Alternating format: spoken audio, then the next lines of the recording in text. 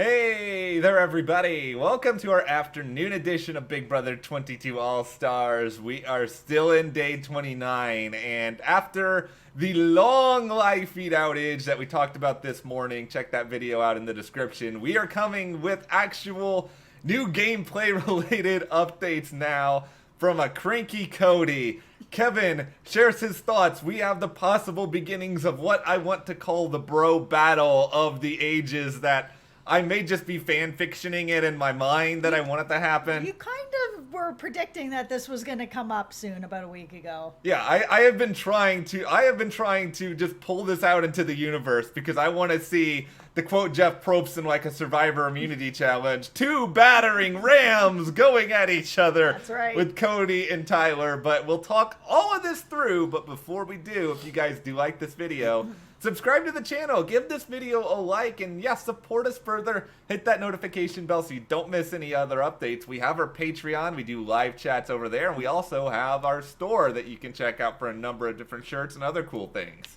So the big takeaway right now is about Kevin's monologue, because we know that he had this conversation with Ian, and then more conversations have been happening afterwards with sort of Davon, Ian a little bit with Bailey, and so everybody's sort of talking right now.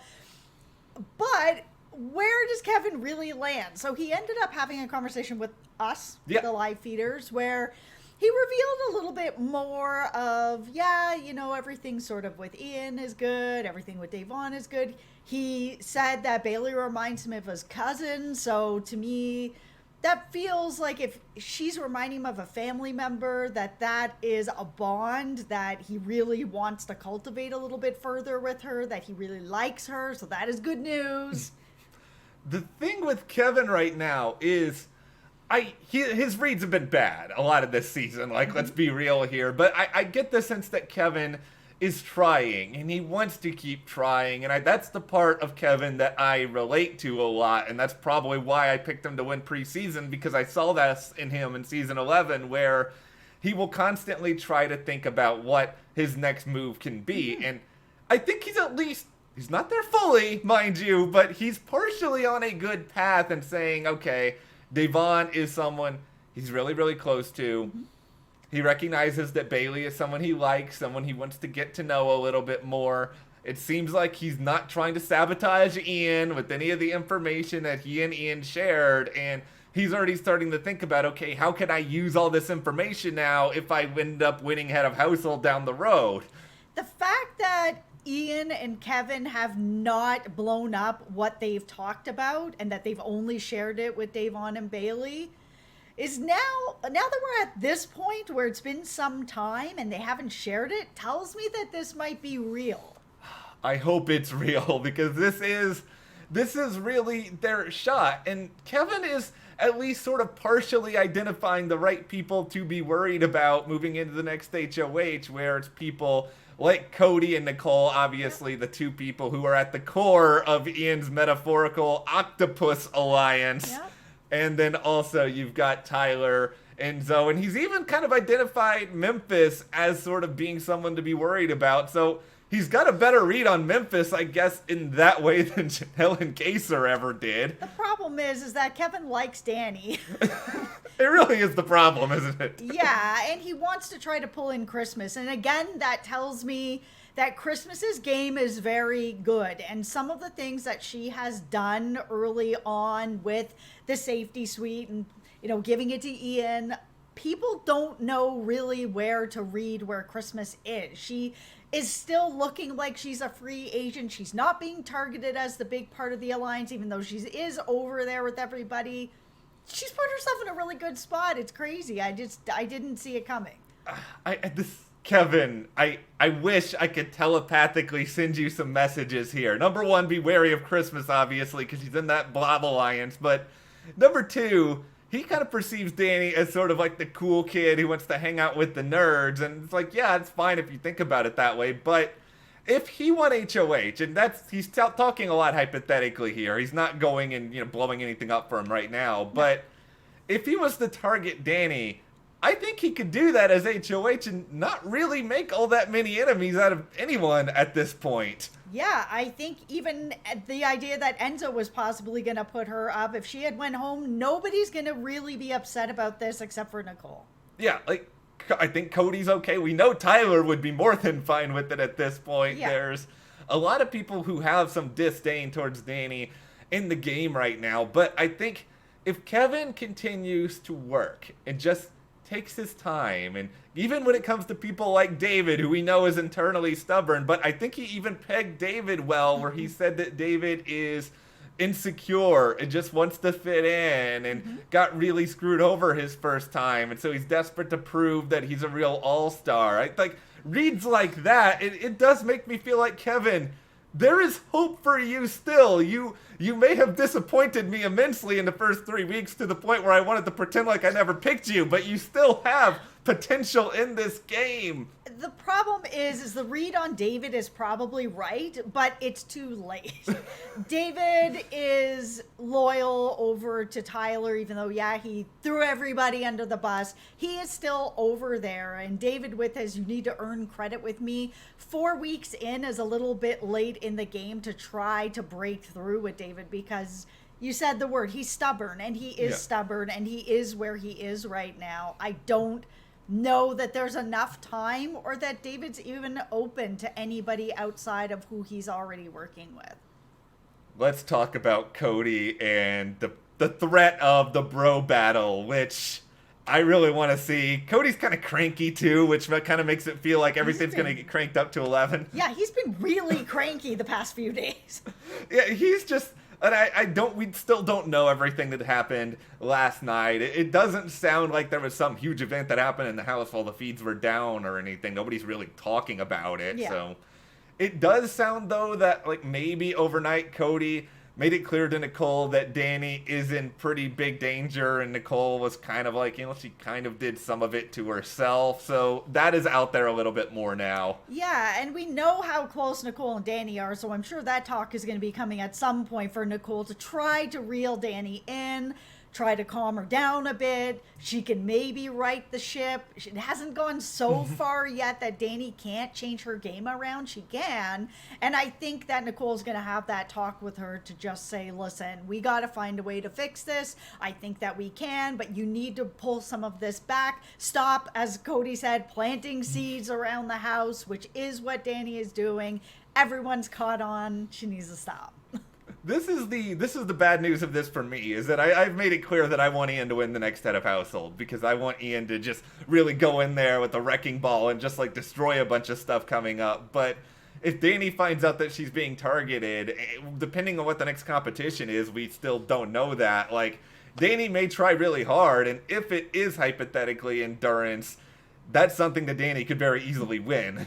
Yeah, she could win that, and it again sort of depends on Nicole. I really think Nicole's going to be the person that is going to play the biggest hand in making sure that DANI is okay and that DANI pulls her game back.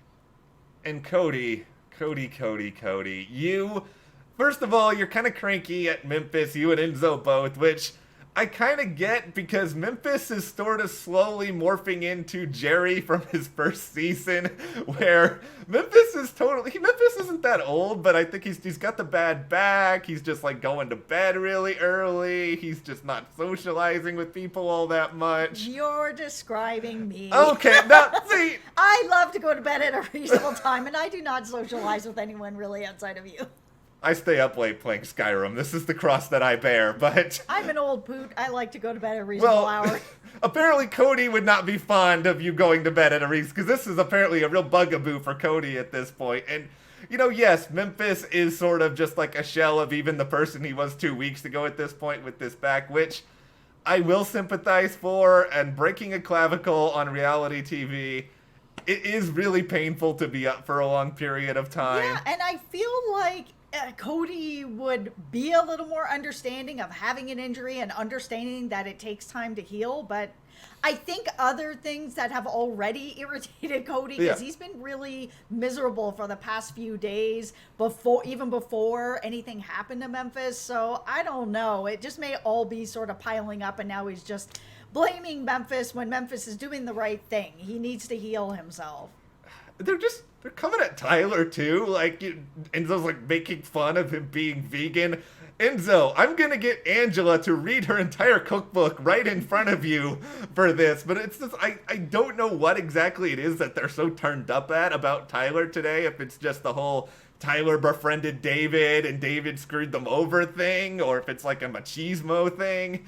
It is really not clear what their problem with Tyler is. And I've said this from the beginning of the game. Like, Tyler is so dangerous. He's been able to go in and do his HOH and then kind of hold back a little bit this week. Yeah, he's still talking a little bit of game, but he's been able to get the target off of him over and over and over again. And I just don't understand why at the beginning of this season, when people came in and saw him, that they didn't just deal with it. Because people who have watched Tyler's season, he's doing the same thing he already did. So if you go in there and you're not part of an alliance within the first 4 days, and you're not part of the Slick Six or the 666 or the Tyler Special or whatever he's going to call his alliance, if you haven't heard any alliance name in the first 4 days, you are not part of that alliance, which means you need to get everyone else together who is not part of the Tyler Special and get rid of him. First of all, I feel like the Tyler Special is a meal you get at Angela's vegan restaurant that she's inevitably opening. But second of all, I think that it's true. It's crazy to me that people don't target Tyler earlier than they do. And then you've got the sort of Cody's of this, who is part of the Tyler Special, and he's actually targeting him, which is bizarre, because the Tyler Special will get you far. The Tyler Special, I hear it's rather good. The Tyler Special is an alliance that could stick together, but I don't know. Maybe it's also Tyler being so gung-ho about DANI. I don't know the exact origin of all of it, but I have said for a while, like Jess said, this is what I want, because I think Team Cody versus sort of Team Tyler, if Team Tyler can become it's gonna be good. Tyler Christmas, maybe Bailey's in there, maybe Dave, like if that ends up becoming something and Cody's got like Enzo or Nicole and DANI, that would be incredible television. And I'll make it clear, I am Team Tyler on this battle. Like, I've been a Tyler fan for a long time. I want to see Tyler emerge from this.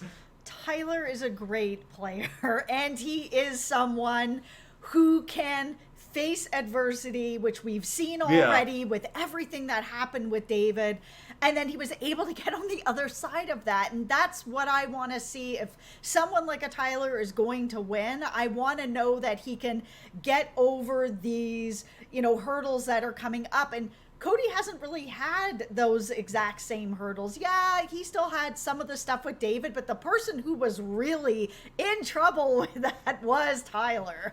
Tyler, to me, is just he's a much more nuanced player than Cody is. And I think Cody, when things don't go his way, we're seeing it here or there, he gets really, really salty. And I think Tyler just handles some of that a little bit better, and I think he's been able to mask his allegiance with Christmas a lot better than Cody has been able to mask some of his stuff. This may all just be nonsense or gobbledygook or whatever sort of other weird words we want to use to describe it, because it could just be Cody puffing out his chest, and Davon and Bailey could end up being the next targets regardless. It's interesting because I think a lot of this is also stemming from the fact that they haven't had a lot of backyard this season in general, because I think there's just a skeleton crew, a lot less crew that's going in to set up the challenges, so it's taking a bit longer. Backyard is closed a lot more. Yeah, there's the wall yeller closing down the backyard. I think it's very hard to be just trapped inside all the time, no sunshine, no outside, no nothing,